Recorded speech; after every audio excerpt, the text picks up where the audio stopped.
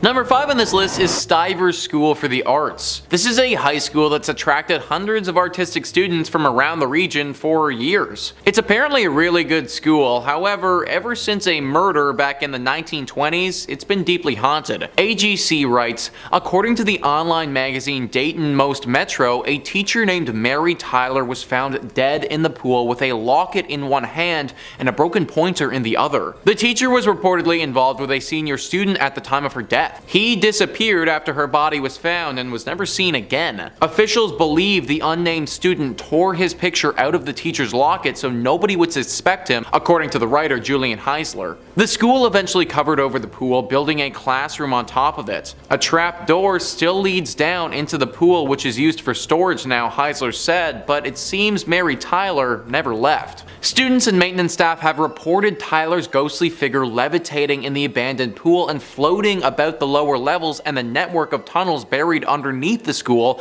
banging on pipes and wailing loudly wherever she goes, Dayton Most Metro reported. A floating dead body. Yeah, that sounds pretty haunted to me, guys. Ever since this ghostly incident, there have been tons of spooky moments reported by students. Lights flickering, temperature changes, items mysteriously moving around by themselves, and things of this nature happening regularly at this school. It's crazy that something that went down 100 years ago still has such a hold over this place, but literally a century later and we still haven't shaken the ghost of Mary Tyler. Hopefully the next century is a little bit less scary for the students at Styer School for the Arts. Number 4 on this list is the Cleveland Federal Reserve. The Cleveland Federal Reserve is where the money is. Now this isn't a comment on people being haunted by crippling debt, even though that's probably the most realistic thing I've ever said on this channel. No, this place is haunted by an actual poltergeist that you don't want to mess with. Matilda is the name of our ghost in question, and she's said to haunt the vault down below.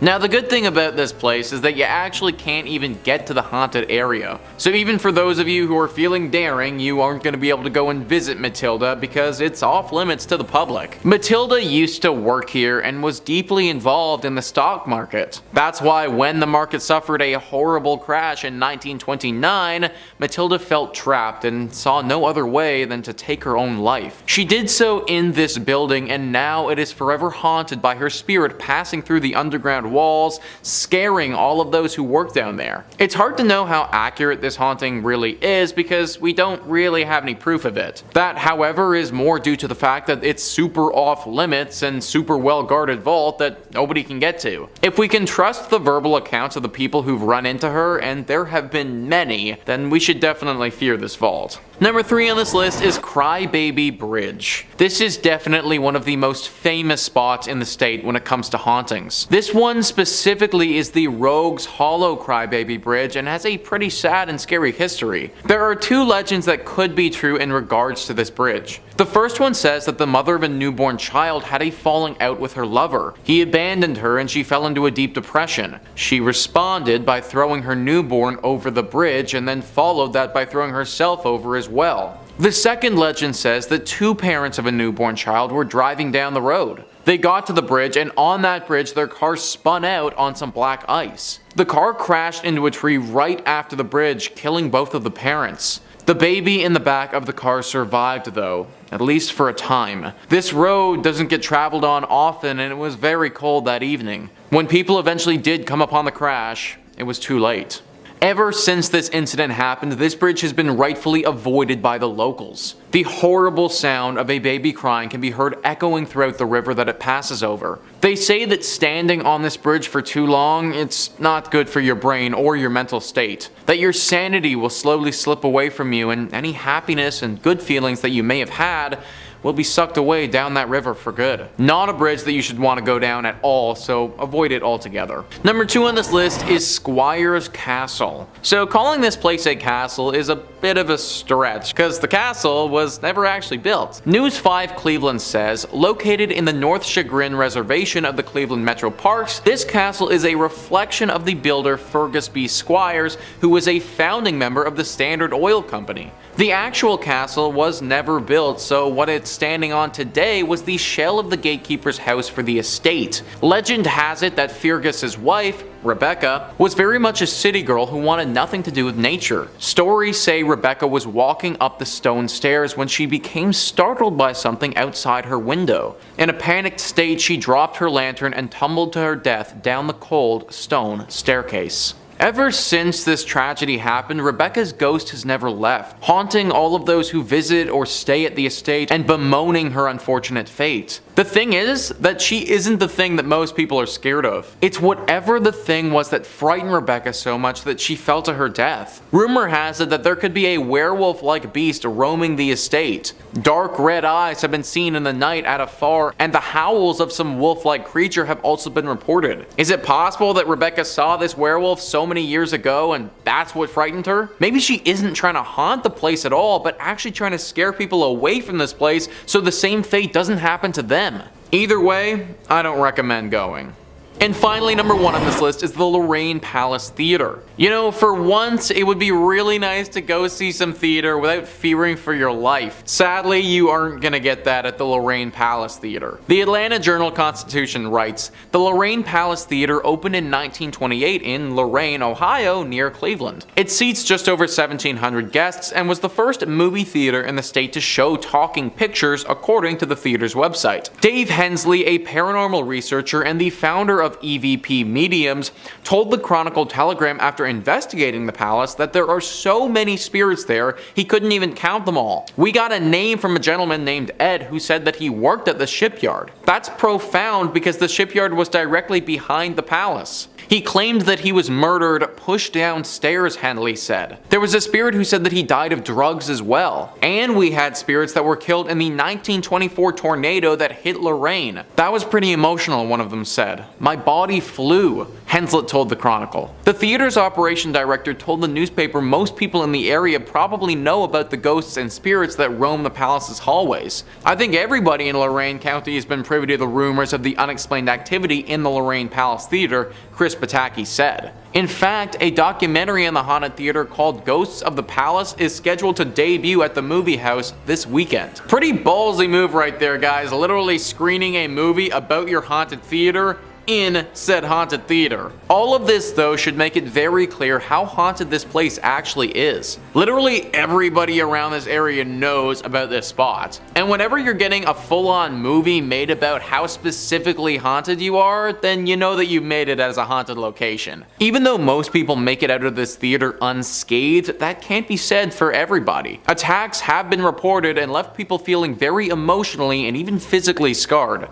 Netflix is a thing for a reason now, guys. Let's use it. Number 5 on this list is the House of Wills, a historic mansion with a deep history and an even deeper haunting. The Atlanta Journal-Constitution says it was built in 1898 by the Germania Tavernian Social Club, according to the website of the current owner, Cleveland artist Eric Freeman. By 1912, it was turned into the hospital for immigrants, and by 1920, it housed the Cleveland Hebrew Institute until 1938. Prominent African-American entrepreneur and businessman John Walker Wills bought the property in 1942 to use as the location for his second funeral parlor. Wills died in the home in 1971 and his family sold it in 2005. The home fell into disrepair until Freeman bought it in 2010 and started the challenging work of restoring and renovating the property. Freeman said on his website that Wills is believed to be one of the many ghosts that haunt the house, and on his Facebook page he posted a scary electronic voice phenomena, or EVP, recording from the house of what sounds like dozens of spirits from beyond trying to be heard by the living. There have actually been some famous paranormal investigators that have looked into this mansion before, and they all came to the same conclusion.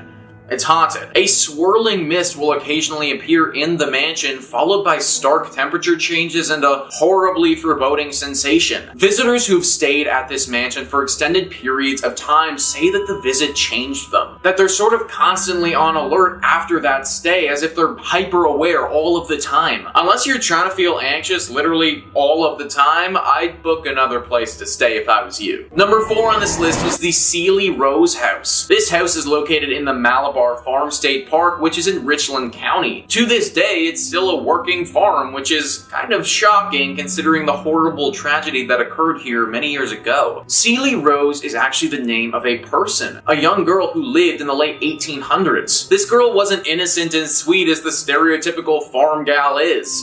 She was evil. There used to be a neighbor house right nearby the Ceely Rose house, and in that home lived a young boy around the same age as Ceely. Ceely developed quite the crush on him and wanted to marry him. It seemed that he liked her as well, and he wanted to do the same. This was all fine and good, except her family wouldn't allow it. Ceely's family forbid her from marrying this boy, and this was what caused her to do what she did next. Ceely wouldn't accept this answer and took it on herself to get rid of the problem, her family. She poisoned them, every single one of them. She did it by soaking flypaper in water and then secretly pouring the arsenic-laced water over the cottage cheese she served them, according to Ohio State Park News. They all died soon afterwards, except for her. This was soon found out by the authorities, and Ceely, being as young as she was, wasn't sent to jail, but she was put into a mental institute. She was there until she died many, many years later. This home is supposedly still haunted by her and the ghost of her dead family, though. Scratches and eerie cracks are heard throughout all the time. Many people have reported being attacked while they're here as well. Avoid this home at all costs if you find yourself in Ohio. Number 3 on this list is the Franklin Castle. This house is actually called the Tiedemann House, but over the years and from the history it has, it's been nicknamed the Franklin Castle. News 5 Cleveland says, known as the Franklin Castle, this Victorian-style stone house has been a witness to history and withstood the development of the West Side. The stone castle carries an American Horror Story type history along with it. The house was built between 1881 and 1883 by a German immigrant, Hans Tiedemann. At the turn of the 19th century, Franklin Boulevard was one of the most upscale residential avenues in Cleveland. Franklin Castle was sold in 1896, just 1 year after his wife Louise died. In the century that followed, the house saw many new owners and new uses. Rumors began to circulate around 1986 that the house was haunted by the ghosts of Mrs. Tiedemann and her daughter Emma, who died before the house was even built. So this one is kind of strange because it doesn't seem like anything terrible happened to these two ladies in their death, or at least nothing that I could find. Most times when a spirit haunts a place, it's because they died in a fashion that was very unnatural. That wasn't the case here, and yet they still haunt the castle. It's a nice home to look at from the outside, but definitely not a place that you should be going into. Avoid it altogether. Number 2 on this list is the Gore Orphanage. Anything that is named the Gore Orphanage is bound to be haunted, and this is no exception. News 5 Cleveland says it's claimed to be one of the most haunted places in Ohio. Located in the countryside of Vermilion, a fire engulfed an old orphanage, burning dozens of people alive, according to long-told tales. For over a century, visitors to the Gore Orphanage have reported strange experiences of glowing lights, chilling cries, and apparitions. Light of Hope was the actual name of the orphanage and was established by Johann Sprunger and his wife Katrina. They moved to the Vermilion area after their 2 former businesses in Indiana also caught fire. Throughout the years, children told stories of abuse, neglect, and slave labor conditions. In 1909, an investigation was conducted, but because the state had no laws or regulations pertaining to orphanages, nothing could formally be done to prosecute the couple. While there's no proof that any deaths actually did occur, there's still little doubt about its reputation for being one of the most haunted areas in Ohio. So not only did this place suffer a horrible tragedy where several people passed away during a massive blaze, but prior to that even happening, there seemed to be so many human rights violations going on. I have no idea how back in the day the state wouldn't have had any laws pertaining to orphanages, but it just shows how back then these operations and children were so neglected. Because of all this tragedy and just general sadness, we have what stands today, a horribly haunted, abandoned old orphanage. Now this is on the list of places not to go, and that's because it is actually very dangerous to do so. The ghosts here are upset, and interacting with them will be a huge strain on your mind. However, if you are feeling strong enough, then I actually do encourage you to go. The only way these spirits will finally find peace is if they finally get the attention from the public that they deserve, something that clearly this place didn't get while it was in operation. And finally, number 1 on this list is the Ohio State Reformatory. This is one of the most famous spots in all of Ohio. It got the public's attention when it was used as the filming location for the famous movie Shawshank Redemption. It also got the public's attention, though, when it was claimed to be one of the most haunted spots in the entire state. The Atlanta Journal-Constitution says workers laid the cornerstone on what was known as the intermediate prison between the Boys Industrial School in Lancaster and the Ohio State Penitentiary in Columbus for nonviolent offenders on November 4th, 1886, according to the Mansfield News Journal. The building was used as an operational prison for 94 years until 1981, and during that time, there was a good deal of violence, death, and disease. It's not surprising in the least to find out that this place is haunted. Visitors have reported seeing shadows, hearing strange noises and conversations, and experiencing feelings of anger, dread, and sadness. In 1948, the Reformatory's farm boss, his wife, and his daughter were kidnapped and killed by 2 enraged parolees outside the prison's walls. But the building itself is believed to be haunted by the ghost of Arthur Lewis Glattack, the superintendent at the prison from 1935 until 1959,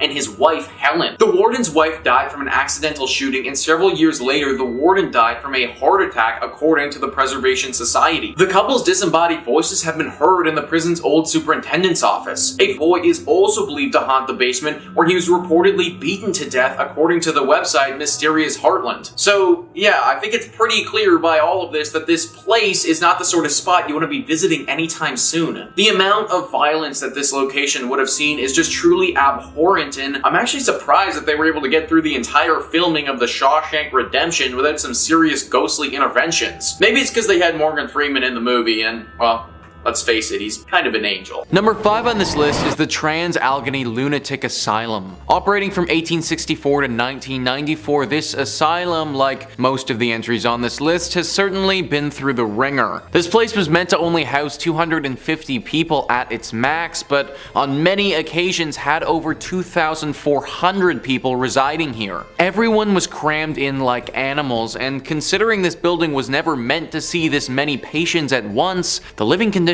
were pretty horrible. Whenever you cram that many people into a small space together, especially an asylum, some pretty nasty things will go down as well. Several murders have taken place here over the years, along with incidents of patients and workers taking their own life. The haunting of this location was pretty progressive and didn't come on all at once. Reports date back to the early 1900s and got increasingly more frequent as time went on. Eventually it became clear by the later 1900s that this was no longer a usable space and they needed to move on. This is why it shut down in 1994 and has no medical purpose at this point. In fact, now the only thing that it has is ghost tours. The owner of this place know the legends are far stretching with this asylum and intend to make a profit on it. The ghosts are decently friendly here, or at least for the most part aren't dangerous. However, there have been a few instances where individuals have been scared to a point of serious and significant trauma. If you do plan to go here, then make sure you have a thick skin and aren't frightened easily.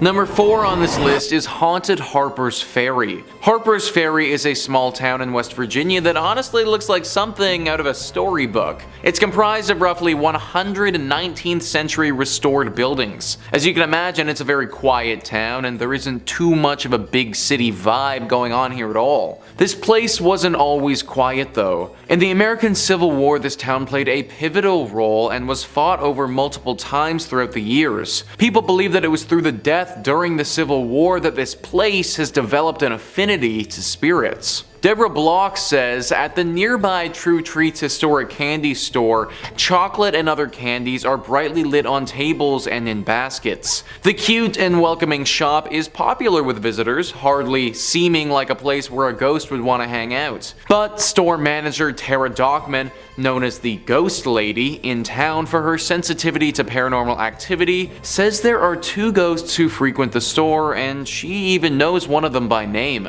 The female has a white white flowy gown, and she goes to the top floor of the store where there are no customers, she explained. And Colby, a man, likes to show himself and usually shows a shoulder or a pants leg, which you'll see walk across a room. They both like to throw candy around and slam doors on customers. Dockman said Colby is a troublemaker who may also push people. She assured me that she had spoken to him about not bothering me while I was in the shop and was hiding in a corner storage area. Tara isn't some nutbag who's the only one who sees ghosts here either. Tons of people in the town have had run-ins with them. In fact, the biggest attraction this town has to offer are the ghost tours that highlight how haunted this place truly is. Number 3 on this list is Lake Shawnee Amusement Park. The park is no longer functional, and based on all of the incidents that went down here, that's probably a good thing. It all started in the 1700s when a settler, Mitchell Clay, and the local Shawnee Native Americans fought and ended with 3 of Clay's children dying and lots of Shawnee warriors passing away as well. This was the inciting incident of the tragic movie that is Lake Shawnee Amusement Park.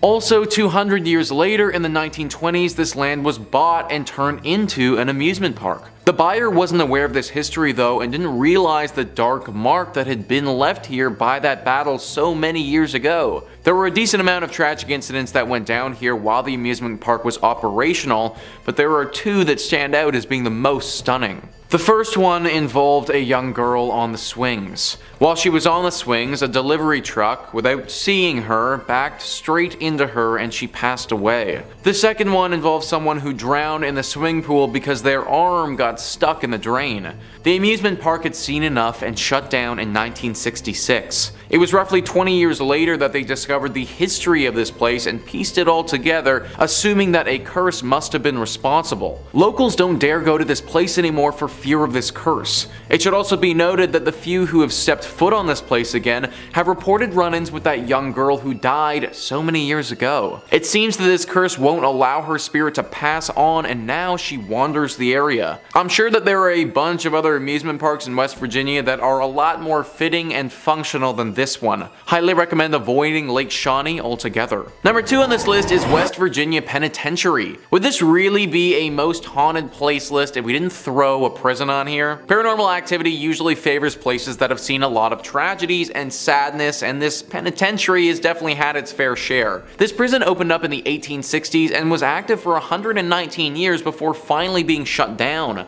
In that time, it saw over 100 executions, countless riots where people were either severely injured or died, fires, and an insane amount of human rights violations. All of this has led to what we have now, which is just a really haunted prison. Though the prisoners are gone, they're not forgotten, and by many accounts, the ghosts of some of the 998 men who died here still roam free. There's a shadow man that has been seen and even photographed. Staff of the prison have been accosted by unseen forces. Strange noises still echo throughout the cell blocks, and something dark lurks in the bowels of the building. That was a small passage from Moundsville Haunted History, who are familiar with the prison. 998 men though. That's how many different individuals are thought to potentially haunt this place. That's literally a full-on ghost army right there, guys. This place must have been horrible if that many people's souls are left wandering around this space. If I was the owner of this spot, I'd do those 998 people a favor and just knock this place to the ground. Maybe then these ghosts can finally rest.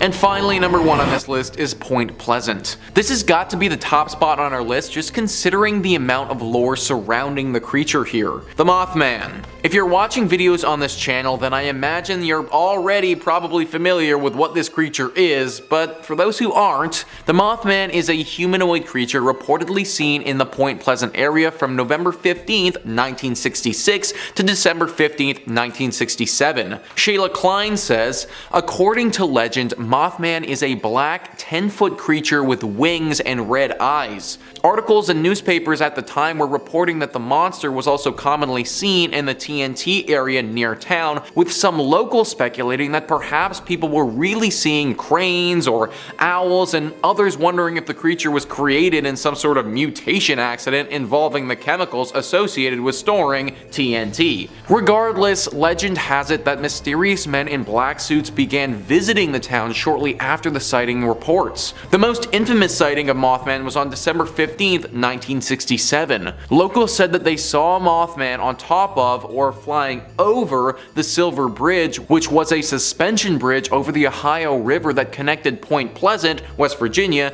to Gallipolis, Ohio. According to Mothman lore, shortly after the creature was spotted on the bridge collapsed, resulting in the deaths of 46 people. An investigation into the disaster found that a fracture in a suspension chain was the cause. This is one of the most famous American urban legends ever. The amount of people who saw this creature during this period of time and the fact that high-ranking secret officials started to investigate it all point to its legitimacy. It was active for about a year and then just totally disappeared though, and nobody knows what happened to it. The leading theory is that the government was able to capture whatever it was and probably took it to a secret base to study it. If that's the case, then Point Pleasant is most likely safe now, but be wary of what's flying over top of you if you do decide to go here. Coming in at number 5, we have South Manitou Island in Leland. South Manitou Island is part of an island chain in Lake Michigan that extends north to the Straits of Mackinac. The only public access is by ferry from Leland, Michigan. The island consists of a ridge of tilted layers of limestone buried under a blanket of glacial debris. 16 miles offshore from the Leelanau Peninsula, featuring 300-foot sand dunes, deserted shoreline, and empty campground, it's about as terrestrially creepy as you can get in Michigan. In the 1800s, the island became a popular harbor for ships traversing the newly built Erie Canal into the Great Lakes and on to Chicago. One local legend surrounds a ship full of passengers stricken with cholera stopped at South Manitou, where sailors buried their victims in a mass grave, some of them still alive at the time. Soon after this incident, the first appearance of ghosts and hauntings began. The mass grave is believed to be near the old cemetery just north of the Bay campground. This is also near where the old dock used to be located. Additionally, the passage between mainland Michigan and Manitou is one of the deadliest sections of Lake Michigan. This is due to a sudden weather change, creating a navigational hazard, causing over 50 known shipwrecks. Traffic was quite busy here during the late 1800s, and there were frequent accidents where ships would literally run into each other. Off the coast of the island lies the shipwreck of the SS Francisco Morazan, where rumors say a young island boy died after trying to explore on his own. There are also 2 cemeteries on the island and an ancient cedar forest where voices are said to be heard. The haunting of this island is so bad it has driven park rangers to go mad and demand to be taken off the island. One ranger even confessed to hearing voices, footsteps, and slamming of doors inside buildings that were otherwise unoccupied. Coming in at number 4, we have Masonic Temple. With over 16 floors and 1,000 rooms, this Gothic temple is one of the most striking buildings in Detroit. Furthermore, this is the largest Masonic temple in the world. According to rumors, there are hidden passageways, rooms, and staircases, so be careful as you might get lost quite quickly within the walls of this temple. The most famous urban myth associated with the temple is that of the architect George D. Mason. Legend has it that Mason went bankrupt funding the construction of the temple. He was going through financial difficulties and was very close to foreclosure. Due to this stress, George D. jumped to his death from the roof. This story will back up the fact that many reports of a ghost climbing the steps to the roof of the building as if stuck in a loop of his darkest moment. Even scarier, additionally, guards frequently find the door to the roof unlocked, even when it was just checked moments earlier. Additionally, the temple has various cold spots and doors are reported to close suddenly. One of the roof doors is said to swing open just moments after it is locked by a watchman. Many people report the feeling of being watched while inside of the building. Coming in at number 3, we have Doherty Hotel. The Doherty family has owned and operated the hotel since it opened in the 1920s. The Doherty men were and remain the business managers. However, as the current owner Jim Doherty tells it, it was the Doherty women who were the heart and soul of the business. The hotel has a colorful history. During Prohibition, it was a speakeasy, a place for backroom gambling and adult entertainment. It was also a meeting place for the Mafia and Purple Gang. Here, they worked out their differences. In 1938, the hotel was the site of one of the Michigan's most notorious murders. Isaiah Lebo, former Purple Gang attorney turned Purple Gang businessman, was murdered in the bar. He was shot by his cousin and business partner Jack Livingston and sadly passed away. Ever since, there have been numerous hauntings. Some believe it's Lebo who haunts the ground or grandmother Helen Doherty who passed away at the hotel. But there is one thing for sure, and it's the many ghost stories that are now associated with the hotel. Guests, visitors, investigators, employees, and the owners have all had some kind of paranormal experience at the hotel, which includes perfume scent wafting through occasionally, loud knocking, bedroom doors open and close by themselves, and dark apparitions and shadowy figures have been spotted anywhere from the lobby to the top floor. Also, the spirits of other murder victims roam the halls, lobbies, and rooms. While some can be seen, others prefer to just make noise. Coming in at number 2, we have Michigan's first state prison. Established in 1838, Michigan's first state prison remained in operation through 1934. The prison served as the nucleus for the city as it spanned some 20 acres. Over the years, it relocated and at one point became the largest walled prison in the world with around 6,000 inmates. In 1952, in response to poor medical care, brutality from the guards, and bad food, 2 maximum security prisoners took hold of a guard and used his keys to release other inmates. A days-long riot ensued, resulting in 9 guards being held hostage. Additionally, the riot resulted in the deaths of several inmates and guards before it was extinguished by the National Guard. The inmates fought for and won a list of 11 demands for reform. Today, the old prison has become the Armory Arts Village, a residence and studio for local artisans. Apartments are very contemporary and halls are covered with artwork. In spite of its modern renovations and freshly painted walls, though, rumors persist of its haunting. Visitors, workers, and artists of the space claim some prisoners and guards still haunt their former home. Residual sounds of riots are also frequently reported due to the prison's history of such occurrences. Judy Krasnow, an employee at the renovated Arts Village, hosts daytime historic tours of the prison, so a visitor can see the hauntings for themselves. She is also a resident of the prison and lives on site. She has confessed she believes her apartment, which was once a series of prison cells, has ghosts. Furthermore, Judy is not the only resident who believes that. Even though the upper floors have undergone renovations, the underground section that holds solitary confinement remains structurally intact. Although cells have been removed, there is intensity in this area that cannot be denied. And finally, in at number 1, we have the Whitney Restaurant. Located on Woodward Avenue, Restaurant Whitney was the former mansion home of David Whitney.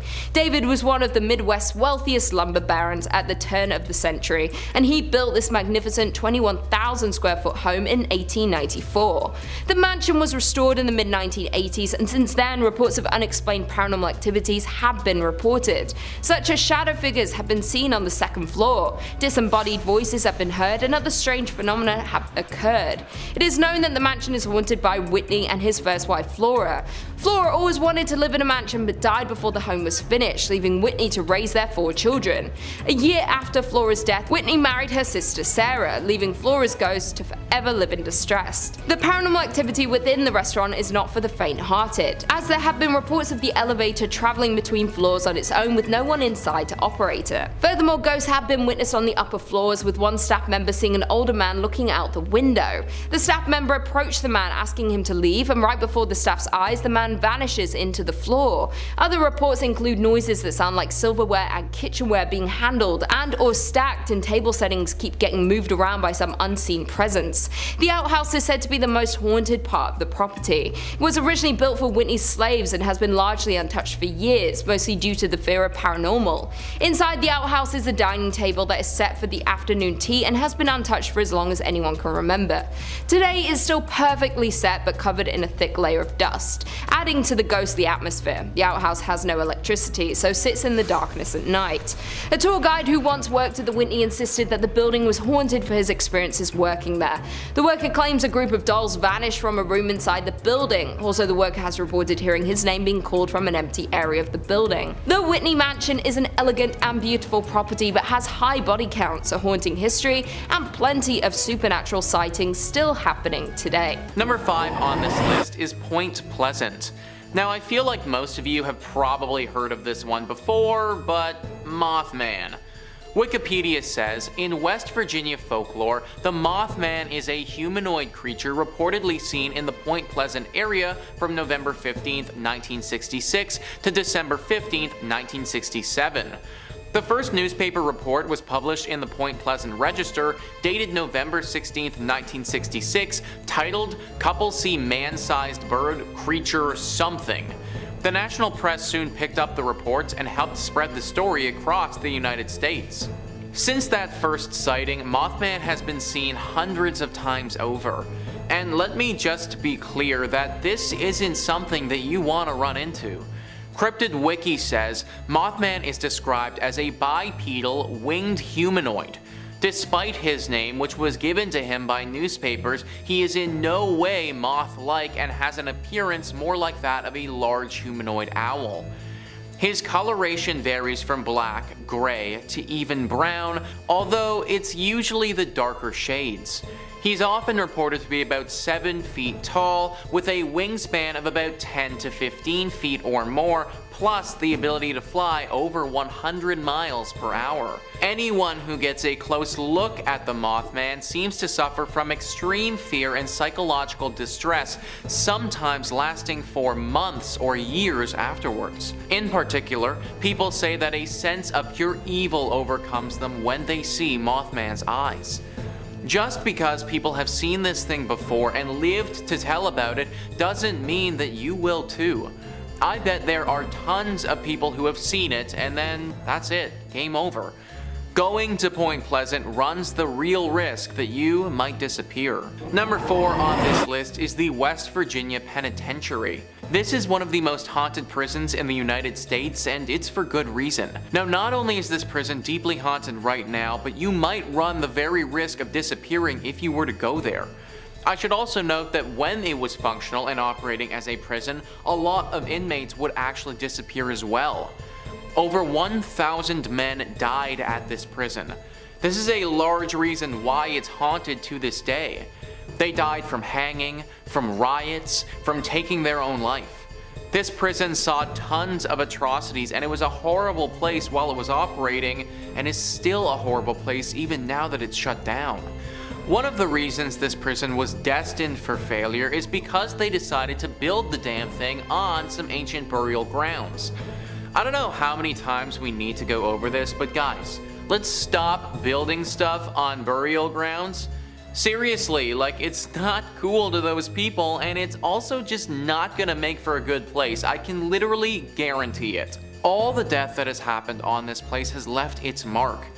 The Travel Channel says, though the prisoners are gone, they're not forgotten, and by many accounts, the ghosts of some of the 998 men who died here still roam free. There's a shadow man that has been seen and even photographed. Staff of the prison have been accosted by unseen forces. Strange noises still echo throughout the cell blocks, and something dark lurks in the bowels of the building. Stay away from this prison at all costs, folks. Number 3 on this list is Lake Shawnee Amusement Park. This has made our list before when it comes to haunted and abandoned amusement parks. What was supposed to be an area of fun and joy is now just a scary place where you might just get taken. Wide Open Country says, when Conley Snitto first showed up with the dreams of building a carnival back in the 1920s, he had no idea about the bloody history of the land itself. It all started in the late 1700s when Mitchell Clay and his family were the first to settle in Mercer County. Mitchell and his wife Phoebe had 14 children together and settled on their 800-acre farm. Tragedy struck the first time when members of the local Shawnee Native American tribe two of the Clay children, Bartley and Tabitha, while they were working on their daily chores. After Mitchell killed some of the Native Americans in retaliation, the Clay family and their property would never be the same. Fast forward to the 20s when Conley Snitto is working on his park with no knowledge that it's actually a burial ground. He funded the Ferris wheel swing rides, a dance hall, and even a swimming pool. But the haunted history of the area started to catch up with the park and strange things began happening. A young girl passed away while riding the swings, and a little boy drowned in addition to 4 other deaths. By the 60s, the park became an abandoned place that seemed doomed. In the 80s, Gaylord White purchased the property in hopes of building new neighborhoods. But after they started getting into the land, they realized that there was more buried than just the Clay family. It was an ancient Native American burial ground that experts believe long predates the Clays, as well as Native American artifacts. White decided not to mess with that kind of history and allowed the amusement park to rust over, now looking as haunted as its past. Needless to say, this park has had quite the history around it, and now it is a hotspot for everything paranormal. If you want to disappear, then there might not be a better spot in the country to go to than Lake Shawnee Amusement Park. Number 2 on this list is the Trans-Allegheny Lunatic Asylum. One of the scariest and most haunted asylums in the world here, guys. West Virginia Tourism says, located in Weston, the Trans-Allegheny Lunatic Asylum was a sanctuary for the mentally ill up until 1994. This National Historic Landmark was once an important military post in the Civil War. It was originally built to hold about 250 patients, but during its peak it held 2,400 patients in poor conditions. Ghost experts have flocked here to experience the paranormal for themselves. They've heard blood-curdling screams and seen mysterious shadowy figures. Many say the souls of the insane have never left the halls they once called home. These shadow figures are dangerous too, folks. People have been attacked here and it's been pretty bad. The spirits that live here, there really is nothing human about them anymore. All humanity has left these creatures and now they resemble more of a Dementor from Harry Potter than anything even remotely from this planet. If you go to this asylum, then your disappearance is a very real possibility. And trust me, having one of these things take you, it wouldn't be a good time for anyone. And finally, number 1 on this list is Braxton County. It feels weird just blocking off an entire county, but if you're trying to stay safe and not disappear on us, then you might have to do that. West Virginia Tourism says, on one fall night in 1952, a UFO fell from the sky and landed here in West Virginia. What happened next has been highly contradicted. A group of local children and neighbors went to where the UFO fell and found a mysterious being, with shiny eyes and a round red face, cloaked in a green drape-like material. The later dubbed Flatwoods Monster hissed at the group and disappeared. The witnesses also reported a pungent smell that made them feel nauseous. The following day, when investigators inspected the site, they found skid marks and an odd, gummy deposit, but no strange smell. So for all we know, there is still some alien creature just running around these parks and doing whatever it wants. That's really not a reassuring thought here, folks, and not something that I think that we should be okay with. Like, I feel as if this kind of needs to be addressed by the American government or something like that. I guess it's possible that they have conducted an operation to catch this thing and we just don't know about it. Either way, until we have definitive proof that this thing is gone for good, I'd avoid Braxton County altogether. Coming in at 5, West Virginia Penitentiary. Opened all the way back in 1875, the West Virginia Penitentiary in Moundsville is said to be one of the most haunted prisons in the states. The first building constructed on the site was the North Wagon Gate, which was made with hand-cut sandstone. The state used prison labor during the process, and work continued on this first phase up until 1876. Following completion, the prison consisted of the North Wagon Gate, north and south cell blocks, a kitchen, dining area, hospital, and chapel, as well as a 4-story tower connecting the 2 administration buildings. The prison also included space for female inmates and personal living quarters for the warden and his family. Once the prison opened, it housed 251 male inmates, including some who helped construct the prison where they were incarcerated. The condition of the prison worsened throughout the years, and the facility was eventually ranked as one of the top 10 most violent correctional facilities. On Wednesday, November 7, 1979, 15 prisoners escaped from the prison, one of them being Ronald Turney Williams, who was serving time for murdering Sergeant David Lilly of the Beckley Police Department. He managed to steal a guard's weapon and reach the streets, where he encountered 23-year-old off-duty state trooper Philip S. Kesner, who was driving past with his wife. Kesner attempted to take action against Williams, but he was shot in the process. The prison was home to riots, fires, and nearly 100 executions during its time in operation. To this day, visitors have reported sightings of phantom inmates inmates, and a shadow man wandering the premises, as well as unexplained voices and cold spots. You can take tours around this haunted penitentiary and even view the electric chair dubbed Old Sparky. For you brave souls out there, you can also do an overnight session if you dare. Coming in at 4, North Bend Rail Trail Tunnel number 19. North Bend Rail Trail is located in Ritchie County in West Virginia and is a favorite for hikers, cyclists, and horseback riders traversing the 72-mile-long trail. However, proceed with caution if you wind up in the area, particularly around tunnel number 19, also known as the Silver Run Tunnel. History goes that on one foggy evening in 1910, an engineer spied a young woman in a flowing white dress standing on the tracks. He brought the train to a stop, but when he searched for the woman, she had vanished. He wasn't the only one to spot her either, many of his predecessors had as well. No one quite knows the origin of the woman in white, although some bones were found under a house near the tunnel. Some people say you can still spot her. Now, those who explore the tunnel are advised to bring a flashlight even during the day, with the tunnel being over 1,376 feet long, which is beyond sunlight's reach. You have been warned. Coming in at 3, Droop Mountain Battlefield. On November 6, 1863, the Battle of Droop Mountain occurred in Pocahontas County, West Virginia during the American Civil War. Confederate forces engaged but failed to prevent Union forces under General W. Averill from a rendezvous with other Federal troops in a joint raid on Confederate railways. Droop Mountain was one of the largest engagements in West Virginia during the war and essentially resulted in the Confederate collapse. The battlefield site is now preserved and administered by West Virginia as a state park, and the unknown Confederate dead are buried in the Confederate Cemetery at Lewisburg.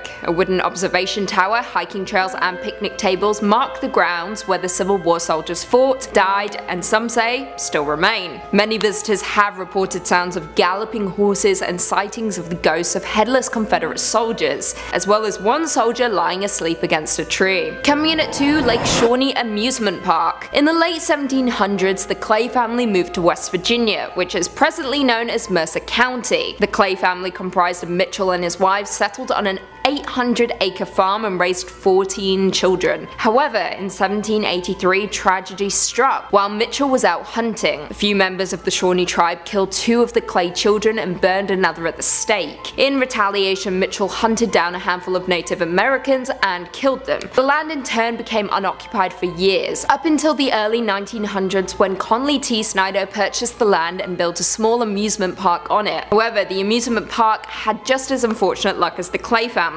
The park featured a Ferris wheel and a swing ride and was popular among locals, particularly families of coal miners who resided in the area. In the early 1950s, a young girl on the swing ride was killed when a truck delivering sodas accidentally backed into the ride, striking her. Another child also drowned in the swimming pool, which was subsequently filled in to prevent further accidents. During its operation, at least 6 people died at the park, which resulted in the park ultimately closing in 1966. In 1985, Gaylord White, a former employee of the park, purchased the land with plans to reopen it. It happened for a brief period, that is, before the park closed again after a 1988 archaeological dig uncovered numerous Native American artifacts, as well as human remains on the property that had been buried prior to the arrival of the Anglo-European settlers. In total, 13 skeletons were uncovered, mostly of young children. Perhaps the property is cursed, or perhaps it's just a series of unfortunate events. Who knows? But one thing is for sure, it is one of the most haunted places in the entire world. And finally, coming in at number 1, the Trans-Allegheny Lunatic Asylum. The Trans-Allegheny Lunatic Asylum, also known as the Western State Hospital, was a Kirkbride psychiatric hospital that operated from 1864 to 1994 by the government. Originally built by Richard Andrews, it was constructed from 1858 to 1881 and was originally designed to hold 250 people. However, it became overcrowded in the 1950s, with the hospital housing 2,400 patients, resulting in it being forcibly closed in 1994 due to changes in patient treatment. Following its closure, it was then purchased by Joe Jordan in 2007 and is open for tours and other events to raise money for its restorations. During tours of the facility, witnesses have reported doors slamming, shadowy figures, and even blood-curdling screams from within the building walls. The asylum has garnered such a spooky reputation. It has appeared on shows such as Ghost Stories, Ghost Hunters, Ghost Adventures, and Paranormal Lockdown. It was also featured in Bethesda's 2018 video game Fallout 76 under the name Fort Defiance and acted as a base for the Brotherhood of Steel, one of the game's main factions. Kicking off the list at number 5, the Landmark Inn. Located in the Upper Peninsula of Michigan, right around Lake Superior, you'll find the Landmark Inn. Yeah, nice and cute and cozy. Come on in, take your coat off, stay a while. This fancy hotel was originally built in 1930 as a luxury accommodation for wealthy business owners from all around the United States. Sounds like a good time. Let's gather, let's talk shop around candles. These business owners would visit the Landmark to check on their business interests, all that good stuff. Though for its 100 years being open to guests, the hotel has had multiple reports of, you guessed it, ghosts and paranormal activity. It's so common at the Landmark Inn that the ghost hunters and paranormal investigators, they make trips out to the hotel quite often just to check in and be like, hey, how's it going? And they put on their gadgets and they just check in on them. They can rely on them. The hotel's 6th floor is home to one of the saddest stories the hotel has ever seen. This story takes place in the 1930s when the hotel was a new, lively social and cultural center in town. The story revolves around a ship worker who fell in love with a local librarian and conducted their love affair in the Lilac Room. Yeah, of all places, of course, let's go meet the Lilac Room. Sounds beautiful. And that was where the man was staying. Perfect place to meet. The couple was said to have a planned wedding upon his return from the last voyage on the sometimes treacherous Lake Superior. Unfortunately, their love affair ended in tragedy when his ship met with a storm and sank to the bottom of a lake. He never returned to the shore, and the librarian mourned the man in said Lilac Room, eventually dying herself of a broken heart. The heartbreaking story comes with many reports of the Lilac Room now being haunted. Yeah, rightfully so, as a large number of guests has reported hearing cries and whispers from a female. The female is also seen by many guests and workers on the 6th floor near the Lilac Room, crying and mourning for her loved one. A less romantic story that is associated with the hotel goes back to when it was even finished being built. During construction, a man ended the life of his girlfriend due to anger and jealousy, and this took place right after she told him about her past boyfriends and their relationship history, just normal stuff that he flipped out on, just a monster. And since the hotel was still being built, to conceal the evidence, the man buried her in the unfinished basement. Just horrible stuff. You knew I was going there and you're like, ah, please don't. To this day, decades later, visitors and employees report hearing cries from that basement, and some report hearing whispers from a female voice asking for them to find her body. I just got goosebumps. That's real goosebumps. No matter how much time goes by, these two women, heartbroken for different reasons, still haunt said hotel today. Number 4, Michigan Bell Telephone Building. The Bell Telephone Building can be found in downtown Grand Rapids. It's known from the legend that the building is haunted by 2 ghosts. It's always 2, eh? Always gotta have pairs. Good things come in pairs. Even demons. These spirits have consistently caused chaos throughout the buildings for years in their own unique personal way. We love it. We love a unique ghost. The spirits that haunt the Bell Building are rumored to be Warren and Virginia Randall, a couple who used to reside in the Grand Rapids. Back in 1907, they moved from Detroit and bought the Judd White Mansion in Grand Rapids, which has now been torn down and built into what we now know as the Bell Telephone Building. So a lot of history there already. Over the years of living in this new house, Warren and Virginia's relationship started to crumble as Warren became very strange and paranoid almost, creating hardships in their relationship. In 1908, Virginia became tired of Warren's strange and aggressive behavior, so she decided, I'm out of here, peace. She left him. One night, 3 years after they were separated, Warren convinced Virginia into taking a car ride with him, hoping to get back together, maybe talk it out. The two of them ended up at the Judd White house where their verbal disagreement turned horrible, and Warren sadly took the life of Virginia. Then he proceeded to end his own life in the very same moment. The tragic accident that happened in the Judd White house became public knowledge, and the house was left empty with no one wanting to occupy it. Yeah, more than fair. I'm like, what's rent? Also, what happened? No. The house remained abandoned for 10 years after the accident until they finally just decided to tear the thing down completely. Thus, in 1924, they built the Bell Telephone Building on the ground, which still is in operation today. Yeah, they didn't tear that one down. That one's still going strong. Due to the horrifying scenes that happened on the grounds of the Bell Building, many claim that the spirits of Randall and Virginia still remain, haunting the new building. Some say that ghosts move into the new building and remain there to this day. I mean, I think that's possible. Ghosts like to move. They can go through walls, they can probably relocate. Through the years of operation in the office building, visitors and employees all report being harassed by strange late night calls, which have been traced back to be coming from inside of the building itself. Yeah, inside the house. You guessed it, it's upstairs. That's so scary. Due to this and the strange eerie feelings that the employees feel while they're even working, it's safe to say Randall and Virginia may remain on the grounds. Most likely. They're definitely there. It sounds like they're there. They're for sure there. Number 3, the Henderson Castle. Established in 1895, this castle is a hub for many spirits and paranormal activity. I mean, it's a castle. The original owners, Frank and Mary Henderson, are said to haunt the castle as they passed away back in 1899. Yeah, I wouldn't want to leave either. living or dead. Additionally, other spirits are said to reside in the castle, a young girl and a dog. Yeah, a dog! We've got a dog ghost. How do you deal with that? Ghost barks? That'd be so scary. In 2005, the castle was occupied by Peter Livingstone McNellis and his family. When the family resided in the castle, Livingstone's son, Vincent, before anyone else had ever reported anything strange happening in the house, he said that he saw an apparition of a figure in the Victorian room, originally the changing room for one Mary Henderson. The son said while pointing at a picture of a woman dressed in an old period clothing, some Victorian clothing, that was the woman he saw wearing that same clothing. I would throw up. If someone ever said that, I'd be like, oh, this Victorian painting? And one former innkeeper who stayed at the castle each night told Livingstone on numerous occasions that she also felt a presence coming up and down the staircase, a movement passing her on the stairs when she would walk by. Oh, these are scary. Top 5 is like, or top 10 is scary fish. This is hard. This is some scary stuff. 9 a.m. I'm already getting spooked. While now the castle is being used for a bed and breakfast, guests have fallen victim to ghosts as well. Yeah, it's not over yet. The Henderson Castle is a very paranormal active ground that many ghost hunters have investigated, and they've confirmed, in fact, that it's haunted by spirits. I trust them. The people that can go into these castles and physically do this, I'm like, yep, I trust your opinion, whatever. He just comes out, he's like, haunted. Like, thanks, Daryl. This has been confirmed as these ghosts have interacted with many paranormal investigator teams, in addition to guests and employees of the castle. Yeah, they're just harassing everyone. The ghosts seem to be friendly, not evil whatsoever, so that's a good side, I guess, to being haunted by ghosts. They have been known to speak and physically touch guests and employees. They touch them on their back, side, shoulder, always in the back. You never see it coming. It's always in this region. Not only that, but there's also been reports of radios making weird noises or turning on by themselves, even though they're either unplugged or just either turned off. Both bad, both scary. Guests and employees have also reported hearing footsteps upstairs, slamming doors from unexplainable sources, and some ghosts have been wearing the clothes that they wore while they were alive. Clothes that they wore while they died in, probably. As the spirit of Mary Henderson has been reported as many guests at the top of the staircase, wearing her usual getup. Imagine being like a clown, like a jester, and then you die in that, and that's what you look like as a ghost.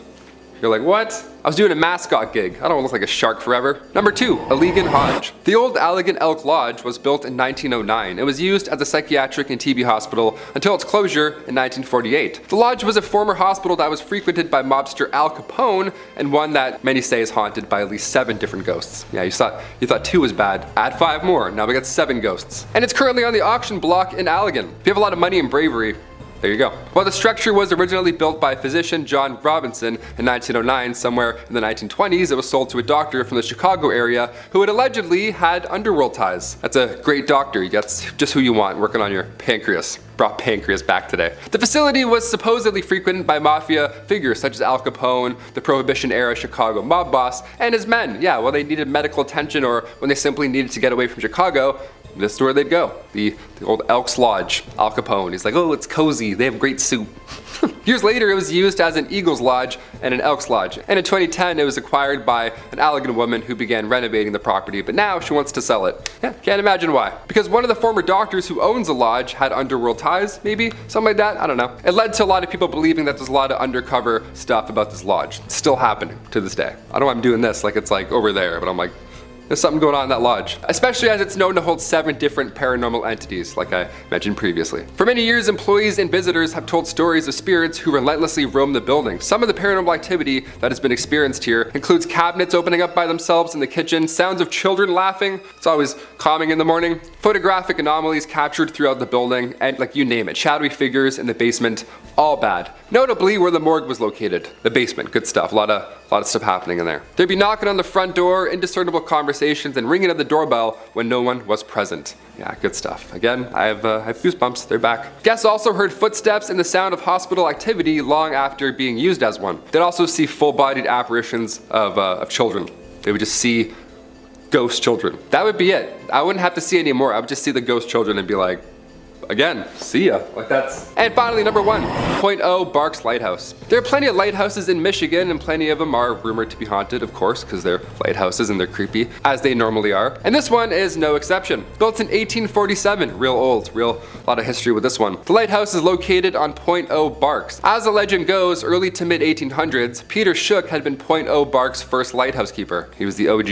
In 1849, Peter drowned while he and a couple of friends were sailing to Port Huron to pick up supplies for the lighthouse. He left behind 8 kids and his wife Catherine, and she took over at that point for Peter's duties, thus becoming Michigan's first female lighthouse keeper. Since then, people have claimed to see the spirit of Catherine walking along the edge of a cliff dressed in mourning clothes, as she is still heartbroken by the loss of her lover, of course. As we talked about earlier, ghosts like to wear the things that they were, that they passed away in. Again, would hate to be a clown outfit, that would suck. She had also been spotted in the window of the 2nd floor wearing an apron, along with an apparition being seen, footsteps ascending and descending the tower stairs, and giggling has also been heard. Yeah, you hear giggling and there's cold spots, therefore haunted, for sure haunted. And the smell of burnt tobacco has also been wafting through the air many a times. Lighthouses are pretty stressful, more than fair. When paranormal investigators, specifically the Southeast Michigan Paranormal Society team, when they had a 2-day intensive investigation after their search, they concluded that they believe that there is every reason for the lighthouse to be haunted. The investigators did some electric voice phenomenon work in the living room, and then they heard loud thuds from overheard. Like, where did they get this gear from, Like, I want this gear. I have some questions of myself going on in the apartment. I want to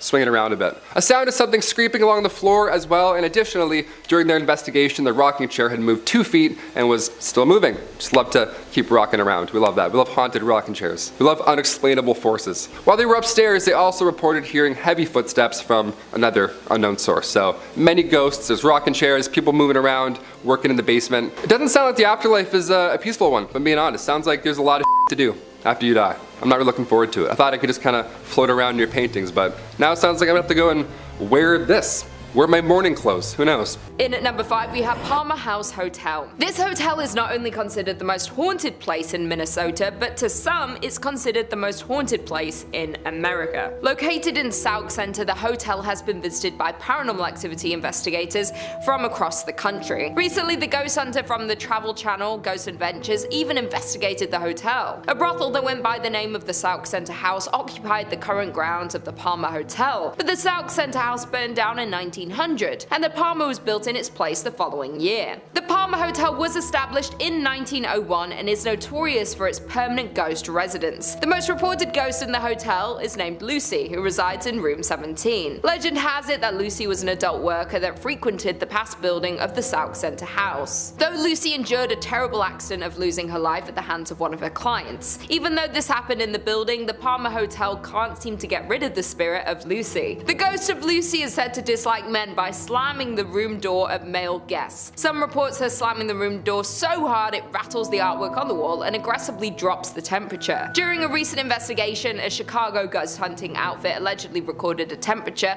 of -1 degrees Fahrenheit during their stay. Additionally, there was a couple staying at the hotel that reported a horrifying ghost encounter in room 17, where the wife woke up in the night and suddenly saw a lanky man dressed in 1920s clothing standing at the foot of the bed. Other active areas include the bar in room 22, home to a spirit named Raymond, rumored to be Lucy's manager. One employee of the Palmer House Hotel has confessed that their favorite paranormal experience is when guests complain about how noisy the people above them are, even though they are on the top floor. The ghost encounters and paranormal activity is so frequent at the Palmer Hotel that the current owner, Kelly Freezer, didn't believe in ghosts, but this changed when she became the owner of the hotel. In at number 4, we have the Soap Factory. The Soap Factory was at its peak during the soap boom of the 1880s, though now the factory has been left abandoned. The soap factory is one of the oldest factories in Minneapolis. While the process of making soap required lots of fats, lying at extremely hot temperatures, therefore it wasn't the most glorious or safest workplace in its day. Furthermore, the fats came from animal carcasses, thousands of them. The flow of blood and skin leaked into the Great River next door in the turn of the century. The building's smell of flesh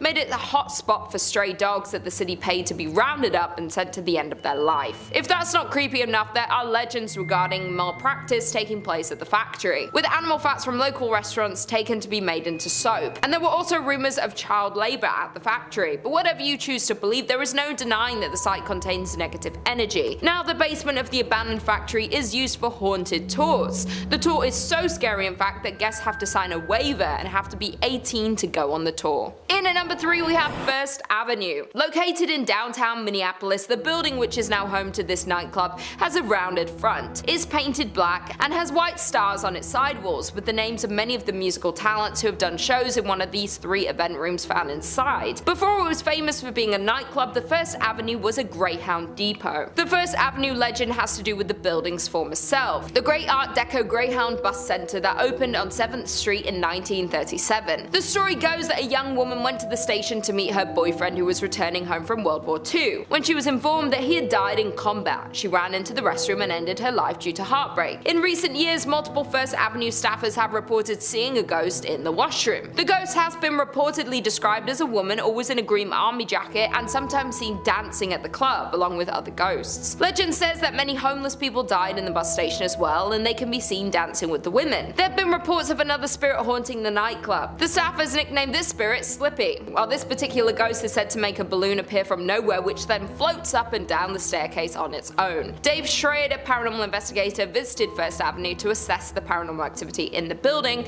multiple times and has concluded that the building is indeed haunted by many spirits, indicating that the record room is the most active area of the site. While DJs that have played at the venue have reported frequently hearing strange noises through their headphones such as growls, voices and screams, other performers report their equipment being pushed off stage with no explanation. In at number 2 we have Schmidt Brewery. Schmidt Brewery became the largest in Minnesota by 1860, producing 1,200 barrels annually and shipping them as far south as Tennessee. It was restructured as the St. Paul Brewing Company in 1898 before being sold to Jacob Schmidt soon after in 1900. Since its opening in 1884, many ghost hunters have visited the Schmidt Brewery to experience some of the many rumored paranormal activities. The brewery has been the site of many constant unexplainable instances, from fires to people losing their lives to terrible accidents. This place has seen a lot of scary sights. While the victims of these events linger around to haunt the grounds of the brewery, even though the building is now used as an artist's loft, that doesn't take away the scary history of the Schmidt Brewery. While most of the ghosts that haunt the grounds of the old brewery have to do with ordinary brewery workers dying in terrible accidents, in 1896 2 workers lost their lives in an explosion. Furthermore, in 1902 a worker fell down an unmarked elevator shaft. Additionally, in 1904 Matthew Colo, a worker whose job was to light gas lamps in the brewery, lost his life from inhaling flames. Schmidt Brewery has been a St. Paul haunt since 1855 for more than a couple of reasons, when owner Jacob Schmidt took down the original North Star Brewery sign,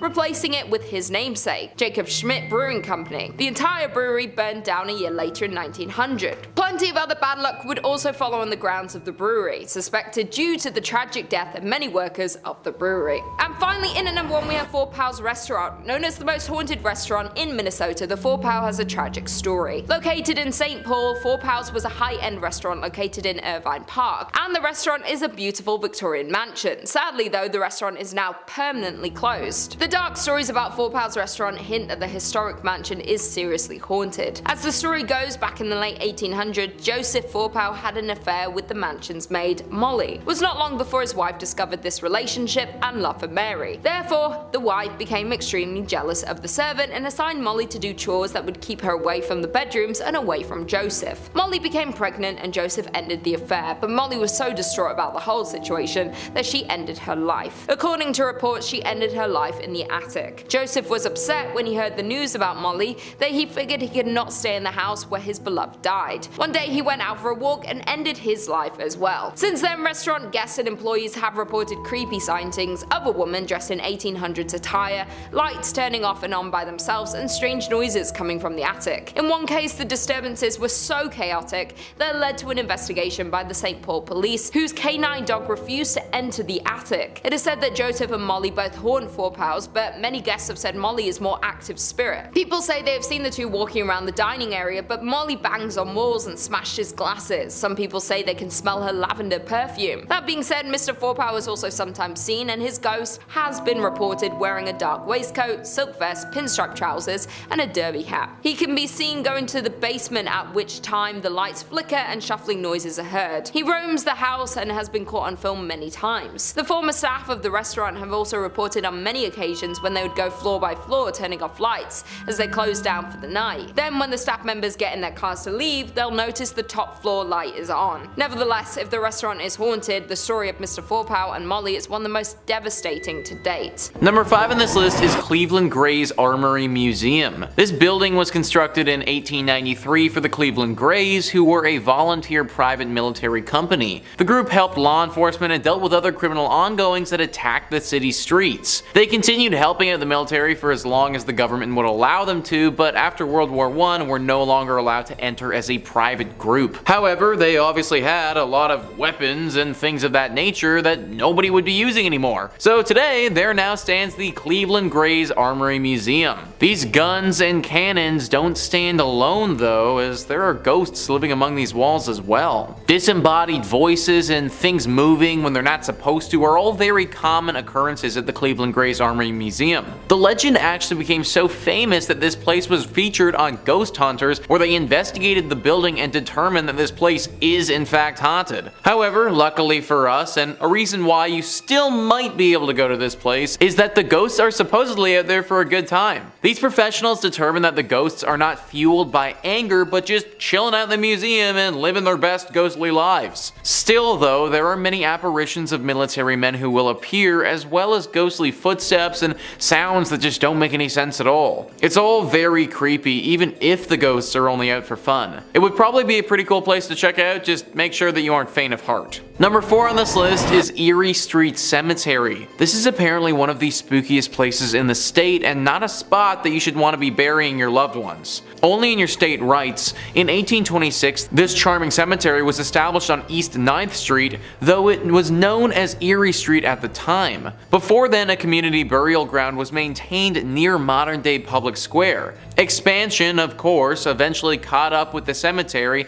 and it's now right across the street from Progressive Field. This growth once threatened the cemetery's existence, as bodies were removed from the cemetery in the early 1900s to make space for the new development. This preparation was shut down when the Pioneers Memorial Association was founded, so the burial grounds remains, yet it now feels oddly out of place. Perhaps one of the most unforgettable stories is that of Jock Ossaut, also known as Walking Bear. Jock Ossaut was the proud chief of the Mesquite, a tribe that existed in Iowa. Following the conclusion of the Black Hawk War, Jock Ossaut came out east to hunt. He made the acquaintance of Dan Marble and joined his theater troupe, traveled to England, and even came into the favor of Queen Victoria. However, he fell ill and parted ways with the troupe. Legend maintains that Jock Ossaut was making his way home to his ancestral lands, anticipating his demise, but that he passed in Cleveland before he reached his intended destination. As a result, local myth maintains Jock Ossaut remains eternally restless. His local friends like Dr. Horace Ackley arranged for his burial in Erie Street Cemetery. His dismay at being unable to return home caused him to crack his stone grave marker. This ghost has been spotted so many times and haunts those who pass by here. He's even said to haunt the Cleveland Guardians baseball park, which is just across the street from this cemetery. His ghost is forever restless and just wants to get home, but I'm not sure that he ever will though. Number 3 on this list is South Bass Island Lighthouse. Located in South Bass Island on Lake Erie, this lighthouse and the island it's on is honestly rather beautiful. Super cute and super quaint. It's kind of like the place that you'd want to go for a day trip with your significant other. However, you may not want to take said significant other to the South Bass Lighthouse itself. It housed lighthouse keepers in the late 1800s. The weirdness began back in 1898 with Harry Riley, the lighthouse keeper, and his assistant Sam Anderson. Anderson was a bit of a weirdo. He was said to have captured snakes on the island and then bring them to the basement of the lighthouse, where he kept a bunch of them. Anderson apparently lost his mind though during the time that he worked at this place. Apparently there was a small epidemic and he freaked out at the prospect of having to stay in quarantine. Triggering a little bit? It's thought that he took his own life by jumping off of the cliff portion of the island. Then later on, the lighthouse keeper Harry was found hopelessly mad running around the island like a lunatic. It was the two stories of these men that launched the legends of a haunting at this lighthouse. People are very scared of the lighthouse as they believe it to be haunted with some sort of demon that will make you go insane. A lovely and quaint little spot, but one that if you spend too much time at will literally have you lose your mind. Not to mention the ghosts of these two men have been spotted from time to time running around frantically, looking as if all their wits are totally gone. Number 2 on this list is Edwin Shaw Hospital. Edwin Shaw Hospital has truly seen it all, and it's no wonder that it's deeply haunted today. It initially opened in 1915 as a hospital specifically for tuberculosis. Then a few years later, a side wing opened up to care for pediatric patients. Needless to say, during these periods there was a lot of death that took place. Then in 1947, things changed drastically and became a place for abandoned children, those who lost their parents, or those who suffered. For the next few years of this place's operation, there were a decent amount of scandals that took place. Tons of reports of mistreatment of these children, with some patients even taking their own lives during this time. Eventually this became a psychiatric hospital as well, and as you can probably imagine, it saw its fair share of human rights violations and scary things. Now, this place is no more, it's completely demolished, but the area is still deeply haunted. Ohio Exploration went prior to its demolition in 2017 and saw its haunted nature firsthand. They write, "Of course, with such a rich and diverse history, it is no surprise that Edwin Shaw was said to be haunted. The spirits of not only the tuberculosis victims, there are 246 buried in the hospital cemetery, but also of those children who took their own lives and those who fell victim to ill fates were said to haunt the hospital and its grounds. Doors opened and closed by themselves, and sounds of spectral footsteps were often heard in the halls. The sounds of a meal being served in the mess hall were heard quite frequently, but upon inspection, the hall was completely empty. Ghostly humming and other odd sounds were heard in Sunshine Village, where the bulk of the paranormal activity was said to take place. Be very careful, guys, of this place in Ohio." Number 1 on this list is Moonville Tunnel. Moonville Tunnel is a deeply haunted tunnel in Ohio that locals are perpetually afraid of. Jim Reed says, according to local legend, the ghost is that of a railroad worker who was crushed by an oncoming train in the spring of 1859. The newspaper article from the MacArthur Democrat dated March 31st, 1859 reads, "A brakesman was fatally injured when the wheels passing over and grinding to a shapeless mass the greater part of one of his legs." Talk about graphic. Most who claim to have sighted the ghost in Moonville Tunnel say that he carries a lantern and is sometimes seen as a hovering orb of light. At least 4 other people were reported to have been killed at Moonville Tunnel as well, although the details, they kind of vary. Some legends claim that Moonville was struck by a plague and quarantine, and that the ghosts are of those killed by the epidemic. Others state that the ghost is that of a pregnant woman struck by a train, and still others claim that it was an 8-foot tall man who was struck. However, none of these legends are quite as popular as the initial one. This tunnel appears on tons of the most haunted Ohio lists, and it even has a pretty massive section on Wikipedia dedicated to how haunted it is. That can't be said for most other places, and just kind of leads to the legitimacy of these ghosts. On the Wikipedia page, there are also extensive stories about the Lavender Lady, the engineer, and the bully, who were all apparently characters that died due to this train many years ago. As Jim Reed mentioned earlier though, these are lesser legends, but still could have actually happened. Whatever or whoever is truly haunting this tunnel, it's clear that it probably isn't safe for us to be exploring. Avoid the Moonville Tunnel at all costs. Unless you're in a train, in that case, because considering how our ghosts became ghosts, you might actually be safe. Coming in at number 5, we have Terrace Inn. Located just north of the city of Petoskey lies the Victorian inn called Terrace Inn. The inn opened in 1911 and was known to be a luxury 38-room Victorian resort, though the perception of the Terrace Inn has since changed from a large number of scary ghost reports. It also doesn't help that there have been multiple deaths on the premise. Before this building was an inn, it was 2 boarding houses until they were torn down to create what we now know as Terrace Inn. During construction, 2 workers fell off a beam and sadly passed away. Therefore, it's rumored that their spirits may have settled in at the inn once construction was complete. That's not the only accident and ghost story that has occurred at the Terrace Inn though, as many years later there was a woman named Abby Sweet who was staying at the inn. Abby was pregnant and unfortunately fell and lost her life. After that event occurred, her husband Edward passed away from heartbreak just a few years later. This accident occurred in room 211, which is known to have the most reports of ghost experiences and paranormal activity. That isn't the only spirit lurking in the inn though, as there is the interactive youth. a boy between the ages of 12 to 14 who has been seen inhabiting the basement. That being said, his identity and the reason for his presence are unknown. Over the decades, there have been many reports of paranormal activity at the inn. If you ask the desk clerk for the inn's ghost files, they'll hand over a thick folder with accounts from past guests and employees. Even more frightening, it seems these reports may very well be true, as the reports span over 25 years, written by strangers with similar ghost stories. Most reports from guests and workers are of hearing sounds of footsteps and voices late at night. Additionally, doors open and close by themselves unexplainably. Some have even reported hearing the sound of a piano playing or a party being held, but when investigated, the area the sounds were coming from was vacant. Plenty of paranormal investigators have spent the night at this haunted hotel, and they all agree it's crawling with paranormal activity. Lucky for the guests though, the investigators and workers all agree that the spirits aren't harmful or hold negative energy.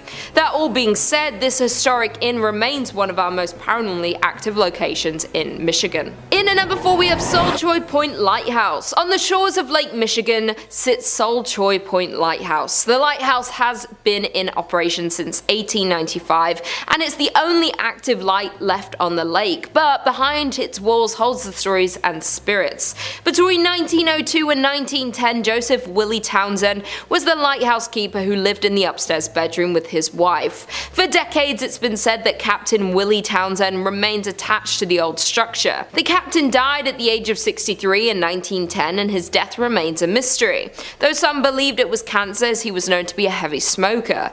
His body was embalmed in the basement of the lighthouse. Once Mr. Townsend died, some curious individuals got inside and went into the basement, where they found pieces of an old broken up kitchen table. Once they reassembled the table, that's when the paranormal activity began. The table chairs kept getting rearranged on their own and silverware was set on the table in a specific pattern, the way the captain preferred them.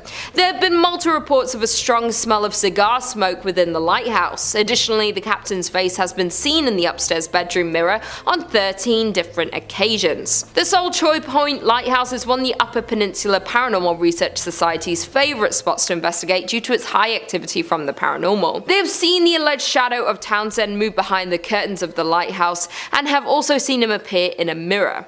Not only that, but one guest had even said that during her visit she saw a man wearing a heavy blue coat walking across the yard of the lighthouse. She waved at the man, but he just ignored her. Not thinking much of it, she went on with her day. When the guest got home and did research on the lighthouse, she realized the man she saw was the captain himself.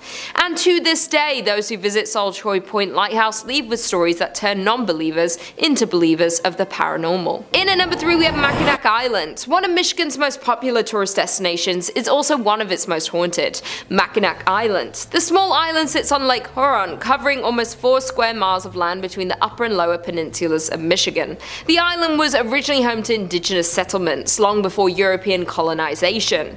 Seeing at least 2 battles during the War of 1812, it has been the resting ground of many tragic deaths, making it a prime location for hauntings and paranormal activity. In a part of the island you will find the Grand Hotel. The area first served as a missionary school, but today it's known as a luxury hotel. Through investigators, there have been many reports of paranormal activity in the area, and it's known that the Grand Hotel is one of the hotspots for paranormal activity on the island. Legend has it that construction workers uncovered human remains while digging the hotel's foundation, with paranormal activity stories being recorded in the theatre, outside grounds, and in its rooms. The staff have also reported seeing a man in a top hat playing the bar's piano. Others see a woman in Victorian clothing who roams the halls, even getting into beds. Another paranormal hotspot is the Mission Point Resort, which was a moral realignment, a religious movement from the 1930s. The resort's popular ghost story is about a man named Harvey who died in the late 1960s. Supposedly, Harvey was dealing with a broken heart and ended his life behind the resort, not being found until 6 months later. Some people believe there's more to the story, that he was perhaps murdered. That being said, Harvey is often reported in the resort's theatre, where visitors have reported being pinched or poked. With the never-ending ghost stories and paranormal reports, the island is deemed the most haunted town per capita in the United States, with 16 haunted locations per 478 people. It is safe to say that there are some paranormal activities and ghosts lurking on the grounds of the island. Coming in at number 2 we have Holly Hotel. Due to the growing number of railroad passengers passing through the area, the hotel was built in 1891. Many staff, residents and haunted historians will agree that the Holly Hotel is one of the most haunted buildings in the state of Michigan. Norman Gauthier, a professor of parapsychology who is also known as a world-famous ghost hunter, investigated the hotel in 1989 and concluded that the building is indeed haunted by a great number of spirits. Throughout the years, the hotel survived 2 fires exactly 65 years apart. Many residents and guests of the hotel have talked about the weird feelings they got on the second floor of the hotel without us actually admitting to seeing ghosts. The inn's most famous ghost is said to be the former owner himself, Mr. Hurst. Hurst passed away in the 1920s, but many believe he just can't let go of his hotel. He is the most active ghost at the Holly Hotel and wasn't happy with the renovations that have been done to his inn. The rumor is if you see a man wearing a frock coat and top hat and smell cigars, you most likely have met the man himself. The other most common spirit would be with the former hostess, Nora Kane. According to the hotel, Nora's ghost is seen most often in the bar and back hallway. She has been heard playing the piano or softly singing a tune throughout the hotel, and her flowery perfumes can be faintly smelt when she is around. Those are only the 2 most common spirits of the Holly Hotel, though there are so many more encounters reported by visitors and ghost hunters. And finally, in at number 1 we have Beeson Mansion. Found in Niles, Michigan sits an old mansion that was built in 1847. The home was constructed by a local whiskey distiller who sold it to an attorney, Strother Beeson, and that's why it was referred to as the Beeson Mansion. Across the street of the mansion lies the family's private cemetery. Strother built the tomb across the street as a final resting place for his mother, and it wasn't too long afterward another family member joined the cemetery. Strother's son, born in 1969, tragically passed away, and a total of 12 family members are now entombed in the crypt. The ghost stories surrounding the Beeson Mausoleum are at least based on truth, if not completely true. Family legends about Harriet's odd behavior were cited in newspapers over time, but not until much later, accompanied by reporting on unverifiable hauntings. Jumping to the late 1980s, when working to restore the mansion, the property owner reported hitting their head on a table in the hall, but something hitting them on the back. As well, they experienced instances of being pushed forward by an unknown force. Additionally, the doors would open and close behind them unexplainably. The renovated mansion is vacant now, but no one dares to buy it due to the many cases of hauntings and paranormal activity. In at number 5 we have Whispers Estate. The Whispers Estate was built around 1894, and between 1899 and 1901 is when Dr. George and Sarah White moved in. George was a successful physician and ran his practice from their home. The two adopted many orphaned children, and unfortunately several passed away in the house over the years. Some of the children they took in were troubled. Many of them passed away in the bedrooms and other areas of the home, and even some of Dr. White's patients have been said to have also passed while in the home.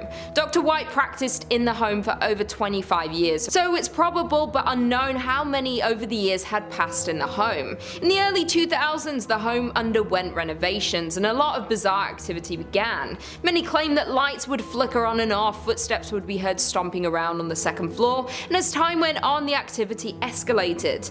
To this day, people reserve time to come and experience all this paranormal activity, and are encouraged to write down any experiences they had while in the home, and these accounts are posted to the Whispers Estate's official Facebook page. You can go through the page and find creepy photos people have taken that show demonic figures, ghost-like creatures, and even orbs. It's also pretty common for the guests to be scratched up by unseen fingernails or touched by an unseen hand. The estate earned the Whispers moniker after the numerous guests that experienced somebody whispering in their ear, somebody they couldn't see. Due to the amount of people who have passed at the home in its early days, it's like there are a number of different spirits that haunt the estate to this day. The Whispers Estate is known as the 4th most haunted house in the United States, but many who have visited believe it to be the most haunted house in the entire country. In at number 4 we have Rhodes Hotel. The Rhodes Hotel was established in 1893 and was named after the first owners, Clara and Newton Rhodes. The youngest child in the Rhodes family, Everett, passed in one of the second-story bedrooms after contracting tuberculosis at 18 years old. Soon after their daughter's death, Newton unfortunately died, and it's believed he had died inside of the house.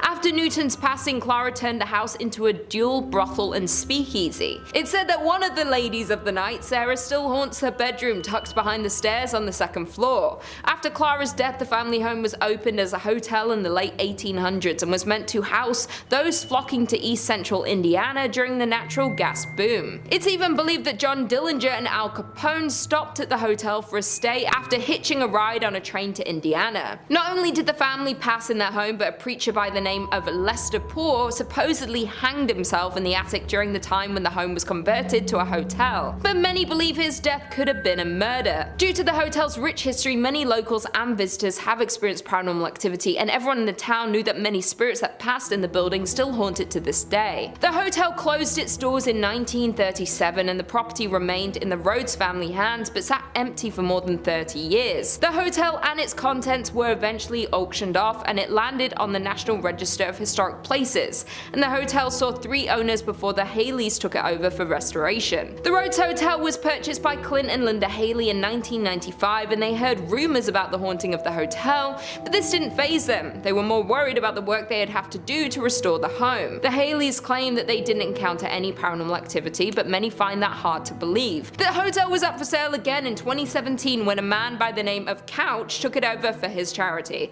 Couch had launched the Lost Limbs Foundation 4 years earlier, which raised funds for prosthetic limbs for children. To this day, Couch's charity has owned and run the hotel. Not only had it been named among Indiana's most haunted places, but the hotel is consistently booked for private and paranormal investigations. The overnight investigation tickets can get up to $200, and this hotel attracts people from across the country. There have been many investigators that believe there is extensive activity in this old hotel, and people have captured a figure-like shadow moving across the living room curtains with the use of night vision cameras. Most commonly, people hear whispers and the second floor creaking when no one is inside. Unlike the Haleys, Couch said he's seen and heard supernatural happenings in the hotel since moving onto the property in 2017. He's heard footsteps on the staircase, the property camera has turned off randomly, and picked up voices before the footage flickers back on. Once, while hosting an investigation, Couch said he witnessed one of many Victorian dolls left behind from a previous owner jump off of its chair. In at number 3 we have Avon Bridge. The Avon Bridge is known to be haunted by almost every local living in the area. It is a massive trip-arch railroad trestle spinning a rural road over White Lick Creek. The bridge is a fascinating landmark in Hendricks County with lots of legends and history surrounding it, some more sinister than others. There are a few historical facts about the bridge that we do know. It was built in 1906 off County Road 625, was designed by W.M. Dunn, and is still used today. Many haunted stories surround this bridge and the area surrounding it. One story claims that a mother had been walking on the tracks and fell to her death. The mother's wailing could be heard when you drive under the bridge. It's common for many locals to honk when driving under the bridge in an effort to muffle her screams. Another story is that a drunk rail worker slipped during construction and was buried alive in the wet cement. The tale is that when a train goes over the bridge, people claim to still hear his moaning. Many locals say that if you go near the bridge at night, you will hear moaning and can see a ghostly figure of a ghost, or even 2 or 3 at a time. If you're traveling near the bridge on a hot summer day, you may be witness to the ghost tears streaming down the concrete. Many people don't even refer to it as the Avon Bridge. It's often called the Haunted Avon Bridge because of the number of accounts of ghost sightings and constant sounds of the moans and screams heard from the ghosts that haunt the bridge. In at number 2 we have James Allison Mansion. The James Allison Mansion was built for James Allison, and it was a dream home, done in a grand design and style that exhibited James's wealth and importance. James was an important figure in the auto and plane industry, greatly helping in the development of cars and airplanes. He founded the Presto Light Company, which produced the first efficient headlight for early automobiles, and was a founding partner in Carl Fisher's Indianapolis Motor Speedway. He also started Allison Engineering Company, which evolved and transformed into an aircraft engine make known today as the Allison division of Rolls-Royce. James purchased the 65-acre estate, and he and his wife Sarah built this glorious mansion, starting construction in 1911 and finishing in 1913. The massive home had an elevator, a billiard room, an indoor pool in the basement, a breakfast room, a library, a grand kitchen, and even pumped-in ice water. 15 years after the Allisons built their forever home, James then fell in love with his secretary, and he divorced his wife Sarah in 1928. Only a month later, James married this former employee, Lucille Musset. However, James contracted a fatal case of pneumonia and died shortly after marrying his second wife at the age of 56. In 1936, the estate went up for sale, and that same year it was bought by Sisters of St. Francis of Oldenburg. The former Allison home became a home for the college's library, administrative offices, classrooms, and sleeping quarters for the sisters. There have been many things seen and heard throughout the years since it became a college. There was a girl who had drowned in the pool in the basement, and James's untimely death death in the home, both people could be haunting this mansion to this day. It's said that people who pass through a sudden accident or a bout of illness, sometimes their spirits hang around, perhaps unaware that they have died or not wanting to accept their deaths, and this is the case for both the little girl and James. The entity of a little girl is often seen throughout the mansion. There are strange cries that are heard from the basement, in the attic, and objects seem to move by themselves and can completely disappear. There is another entity seen and could possibly be more than one, and they like to take keys and objects and move them to odd places. The library in particular is often completely rearranged, like the books and furniture. And finally, in at number 1 we have French Lick Springs Hotel. Nestled in the small resort town of French Lick sits the massive French Lick Springs Hotel. This legendary hotel was constructed in 1845 and is a crown jewel of the southern Indiana town, but there's more to this resort than meets the eye. This Indiana hotel is known to be one of the most haunted places in the state. Thomas Taggart was a mayor at the time and purchased the hotel in 1888. After purchasing the hotel, he added luxurious furnishings, marble floors, and built 2 championship golf courses. During this time, Taggart became the Democratic National Chairman, and the hotel became the unofficial headquarters of the Democratic National Party. In 1931, Franklin Roosevelt visited the hotel because of its Democratic standing and won the presidency a mere year later. Over the years, the hotel and the work Taggart put into it made it one of the most prominent hotels in the area, and even ran the West Baden Springs Hotel out of the business. Unfortunately, in 1916, Taggart passed away, but according to local legend, his spirit has never left the building. Taggart died in 1916, but that hasn't stopped rumors of sightings of this famous hotel owner. Guests and employees frequently encounter strange and paranormal activity throughout the hotel, and they believe it is caused by Taggart himself. Many spot his ghostly figure near the service elevator and can pick up a strong scent of pipe tobacco. Others claim they witnessed his spirit riding down the hallway on a horse and making noise inside the ballroom. Some hear noises and others encounter his ghost, though usually both don't occur at the same time. Not only is Taggart's ghost living in the hotel, but there are also rumors of a former bellhop that lingers around the hotel. Many believe that he was a current employee until they saw old photos of him hanging on the wall, or were told no bellhops were on duty when people had encountered him. Employees and guests say that it's pretty hard not to encounter some sort of activity when you're in the hotel, and due to the vast amount of paranormal sightings are why it's considered by many to be the most haunted place in Indiana and one of the most haunted places in all of the United States. Coming in at number 5 we have William A. Irvin. During the fall season, the ship has haunted tours with actors, but the ship really is haunted. The haunted ship began in Duluth in 1992. Before the haunted ship started, the William A. Irvin was open for regular boat tours during the month of October. Historically, this month was really slow, and the DECC needed a way to generate more revenue during this quiet month. Having heard about a failed attempt by Cleveland's William G. Mather trying to become a haunted ship, the DECC decided to try their own hands at a haunted attraction. The William A. Irvin partnered up with UMD to give the school's drama department some experience on production and acting. Needless to say, their attempt was a huge success. More than 2 decades later, the haunted ship is the peak of the Irvin's yearly business. The most common sighting that employees relate is that a lady in white has been seen walking around the ship, noticeably. She is usually up on deck and is dressed in period clothing. Nobody has ever been able to identify who she is or why she is tied to the vessel. There is also said to be a former captain who is still overseeing his ship. He is most often seen in the captain's chair and is said to be angry that the ship remains in dock and is no longer seaworthy. There are another 2 men haunting the ship. One sticks to the front of the ship and apparently does not understand what has happened to him, while the other sticks to the rear of the ship and has confirmed that he died after falling from a ladder. The family of the second man has come forward and said the story surrounding his death was always suspicious and they were denied a claim to his pension. In at number 4 we have Enger Tower. The 82-year-old watchtower can be found right in the middle of Enger Park. The tower was built in 1939 and looks over the Duluth Harbor, being known as one of the most well-known haunted places in Minnesota, and for good reason. The tower is 531 feet above Lake Superior and is built of bluestone from local sources. Enger Tower was first dedicated by Crown Prince Olav and Crown Princess Martha of Norway on June 15th. It was built as a tribute to businessman Bert Enger, who passed away in 1931. The dedication was in honor of Bert Enger, a native of Norway who came to this country and became a successful furniture dealer.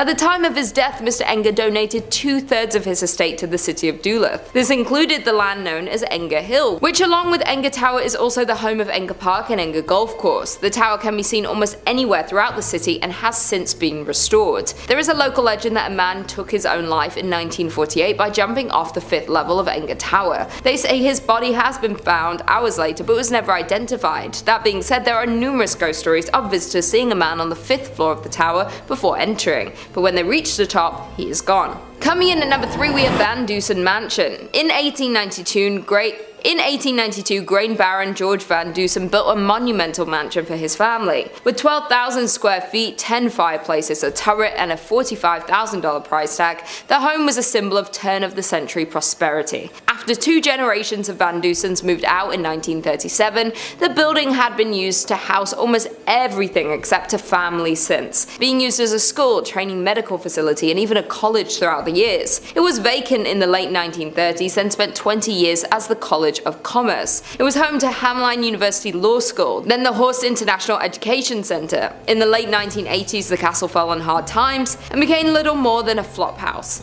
By the early 90s, it was headed for the wrecking ball. 2 weeks before it was scheduled to be demolished, it was rescued by Wisconsin entrepreneur Bob Poling, who bought it for $237,000. Now a venue to hold fairytale-esque weddings, the Van Dusen Mansion has had its fair share of past lives. In at number 2, we have Mounds Theater. The renovated theater, an 86-year-old movie house, can be found in Minnesota. The old theaters have been rumored for the past several years to be a home of community of creepy ghosts. One story goes, as the Mounds was built in 1922 and operated as a movie house until 1967, when it closed so abruptly that when volunteers arrived many years later to renovate the place, they found popcorn on the floor. The subject of paranormal TV shows and professional ghost hunting investigations, the theater is allegedly haunted by a trio of ghosts: a happy little girl who bounces a ball on stage, a cursed old man who lurks in the shadowy corners of the projection booth, and a crestfallen usher who walks up and down the aisles in search of his lost love. The ghosts in the theaters are so active that the owner had a party of 4 Ghostbusters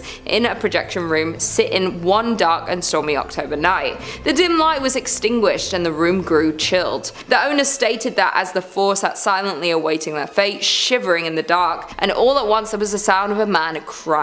When investigating the sounds of the crying man, they found a shadow figure in the corner of the room. The figure reported having black glittering eyes and an aura of anger. Because of the odd ghost encounter and negative energy, they had to abruptly end the ghost investigation before it was too late. Another former owner, who reopened the theatre in 2001, claims that the spirits of the theatre have gotten physical and grabbed them while they were working late at night. Some paranormal investigators have left with claw marks on their backs, but the scariest ghost of them all is considered the young girl. This is the theatre's most notorious ghost and is seen in a pink dress, often bouncing a ball on the stage. And finally, in at number 1, we have Anoka State Hospital. Located in Anoka Town is the Anoka State Hospital, which is arguably the most haunted place in Minnesota. The Anoka Hospital was the first state asylum for individuals that were deemed insane. The building was established in 1898 and opened in 1900 to admit patients from other state asylums that had become too crowded. The first 100 patients were males from St. Peter's State Hospital and were considered to be chronic incurables, men who had lost their minds due to heredity, causes, or environment. In 1906, 115 women were also transferred to the asylum from St. Peter's State Hospital. Residents were not to receive any type of treatment at this asylum, as this was the final stop for them until they passed away.